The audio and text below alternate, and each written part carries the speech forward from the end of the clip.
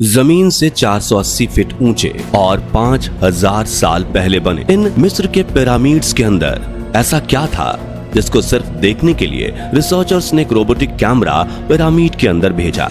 लेकिन एक जगह पर आकर यह रोबोटिक कैमरा रुक गया, क्योंकि अब उसके सामने एक पत्थर का बहुत बड़ा स्लैब आ गया था।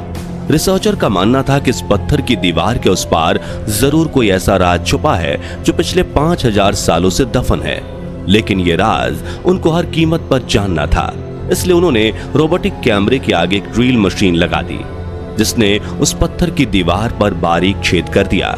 अब इस बारीक छेद से एक कैमरा भेजा गया, जिसने उस पत्थर की दीवार के पीछे एक ऐसा मंजर देखा जिसे पहले कभी नहीं देखा गया था। कुछ लोग सिर्फ यही देखकर हैरान रह जाते हैं कि 5000 साल पहले बने ये पिरामिड कैसे एक ही तरह के बने हुए हैं, कैसे इनके बीच दबी जमीन का लेवल एक बराबर समतल है। ये सब कुछ हैरान करने वाला जरूर है, लेकिन यकीन मानिए, पिरामिड को बाहर से देखने पर अगर आप एक बार हैरान होते हैं तो उनके अंदर देखने के बाद आप हजारों बार हैरान होंगे। अगर आपको पिरामिड का एक लेवल में होना या ऊंचे ऊंचे पत्थरों का इकट्ठा होना रहस्यमय लगता है, तो पिरामिड का सबसे बड़ा रहस्य उन पिरामिड के सीक्रेट चैम्बर्स में छिपा हुआ है। आइए इसके बारे में जरा डिटेल में जानते हैं। दोस्तों, जब भी कोई व्यक्ति पिरामिड देखता है तब उनके मन में सबसे पहला सवाल यही आता है कि इन्हें कैसे बनाया गया होगा, और उसके बाद वो सोचता है कि इन्हें आखिर क्यों बनाया गया, कैसे बनाया गया। इसका जवाब आपको पिछली वीडियो में हम दे चुके हैं, जिसका लिंक आपको वीडियो के एंड स्क्रीन पर मिल जाएगा। दुनिया भर के आर्कियोलॉजिस्ट मानते हैं कि हो ना हो, इस क्यों का जवाब गीजा के पिरामिड में ही मिल जाएगा।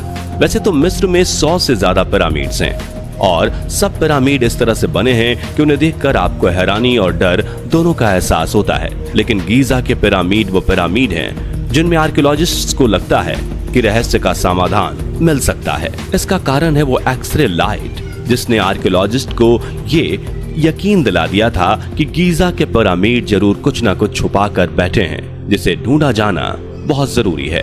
अगर शुरू से जाने तो यह कहानी स्टार्ट होती है साल 1879 में। पहली बार आर्कियोलॉजिस्ट को पिरामिड की दीवार में एक ऐसा सुराग नजर आया जिसे एक दरवाजे के तौर पर यूज किया जा सकता था, लेकिन वो सुराग बहुत छोटा था। फिर भी उससे जब किसी तरह घुसकर आर्कियोलॉजिस्ट पिरामिड के अंदर पहुंचे तो उन्हें समझ आया कि यह रहस्य सिर्फ बाहर तक का नहीं है। अंदर एलियन भाषाओं में कुछ ऐसा लिखा गया था जिसे ना तो आज तक देखा गया था और ना ही किसी लिंग्विस्ट तक को उम्मीद थी कि इस तरह की भाषा भी होती है। अब तक ना तो मेसोपोटामिया की खोज हुई थी और ना ही सिंधु घाटी सभ्यता को ढूंढा गया था।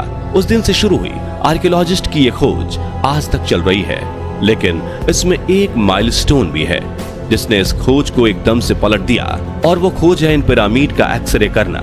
ये एक्सरे इतना जरूरी क्यों था, ये समझने के लिए आपको ये जानना जरूरी है कि पिरामिड के अंदर सबसे पहले आर्कियोलॉजिस्ट को क्या मिला।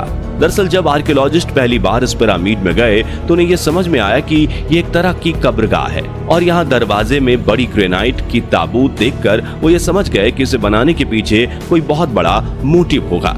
यहाँ से आगे जो कई तरह की खोजें हुई उसमें यह समझ आया कि पिरामिड और 2 हिस्सों में बटे हुए हैं, और वो हिस्से हैं किंग्स चैम्बर और क्वींस चैम्बर। ये दोनों ही हिस्से पिरामिड को 2 भागों में बांटते होंगे। इस तरह का कुछ अंदाजा पहले आर्कियोलॉजिस्ट्स को था, लेकिन फिर उन्होंने पिरामिड पर एक्सरे किरणों की बौछार मारकर देखा और उन्हें जो नजर आया उससे वो हिल गए। यहाँ सिर्फ क्वींस चैम्बर या किंग्स चैम्बर ही नहीं, बल्कि एक खास तरह का चैम्बर भी मौजूद था, जो कि इन दोनों के ऊपर और पिरामिड की नोक के ठीक नीचे था। इसे देखकर आर्कियोलॉजिस्ट हैरान रह गए और इसे नाम दिया सीक्रेट चैम्बर। अब समय था इस चैम्बर तक पहुंचने का, लेकिन कैसे? जो चैम्बर इतना सीक्रेट हो कि 100 सालों में पिरामिड के अंदर बाहर होते हुए भी आर्कियोलॉजिस्ट उसे देख नहीं पाए, उस चैम्बर तक कैसे पहुंचा जा सकता था?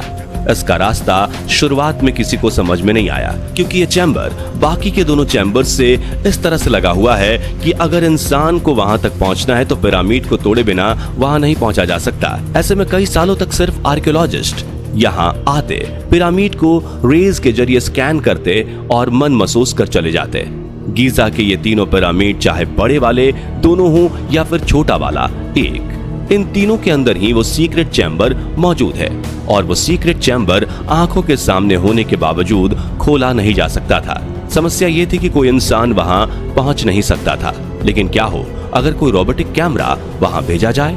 यही सोचकर एक रोबोटिक कैमरा बनाया गया और वो बनाने के बाद उसे पिरामिड के बीच बने सुराख में इस तरह से दौड़ाया गया कि वो किंग्स चैम्बर या क्वीन चैम्बर्स से होते हुए सीक्रेट चैम्बर तक चला जाए। आर्कियोलॉजिस्ट रॉब रिचर्डसन को पहले ये लगता था कि हो ना हो इन चैम्बर्स के जरिए ऊपर जाने का रास्ता जरूर होगा, लेकिन उस रोबोटिक कैमरे को निचले दोनों चैम्बर्स में घुमाने के बाद उन्हें समझ आया कि ये तीनों चैम्बर्स आपस में जुड़े हुए नहीं हैं, मगर सीक्रेट चैम्बर तो खोलना ही था, भले ही उसके अंदर इंसान ना जा पाए, क्योंकि एक छोटा सा कैमरा भी अंदर जाकर अपना काम कर सकता था। ऐसे में रॉबर्ट रिचर्डसन ने अपने एक आर्कियोलॉजिस्ट दोस्त डॉक्टर तेजे चियोंग से बात की और अगले 5 साल वो कुछ ऐसा बनाने में लग गए जो रोबोट भी हो, कैमरा भी हो और साथ में वो पिरामिड को ड्रिल भी कर सके। और इतना सब उन्हें 20 सेंटीमीटर साइज की सीमा में रहते हुए करना था, क्योंकि 1 मिलीमीटर भी बड़ा गैजेट पिरामिड के अंदर ट्रैवल नहीं कर पाएगा। काफी कोशिशें करने के बाद 5 सालों में आखिरकार उन्होंने ऐसा कुछ बना ही लिया। इसे बनाने के बाद उन्होंने उस रोबोटिक कैमरे को किंग्स चैम्बर में फिर से छोड़ दिया और ये उस दीवार तक पहुंच गया जिसके पार सीक्रेट चैम्बर था। यहाँ आकर रोबोटिक कैमरे ने अपने ड्रिलिंग फीचर का प्रयोग किया और साथियों, पहली बार हम उस जगह पर थे जिसे सीक्रेट चैम्बर कहा जाता है।